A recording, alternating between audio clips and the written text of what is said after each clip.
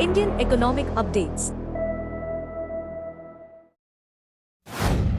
The government plans a fourth phase of regional rural bank consolidation, aiming to reduce the number from 43 to 28 by implementing one state, one regional rural bank model. In collaboration with the National Bank for Agricultural and Rural Development, this restructuring aims to enhance scale, efficiency, and cost effectiveness. Since the first consolidation phase in 2004-5, RRBs have reduced from 196 to 43, benefiting from lower overheads, optimized technology, a stronger capital base, and expanded reach.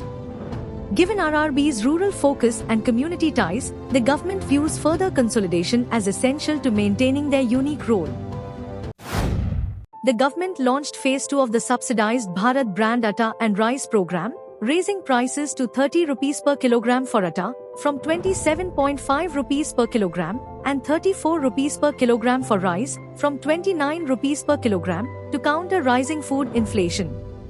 This temporary intervention aims to stabilize staple prices amid growing inflation, with the allocation of 369,947 metric tons of wheat and 291,738 metric tons of rice.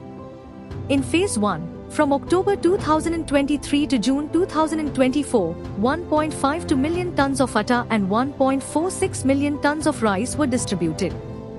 Bharat brand staples are available in 5 kilograms and 10 kilograms packs through cooperatives, Kendriya Bhandar, and e-commerce platforms, with subsidies of 2 rupees per kilogram.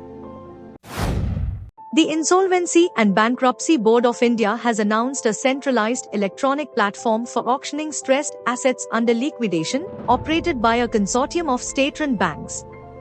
This initiative aims to enhance recovery for creditors by listing assets on the EBCRE platform, which has previously facilitated auctions for mortgaged assets under the SARFAESI Act.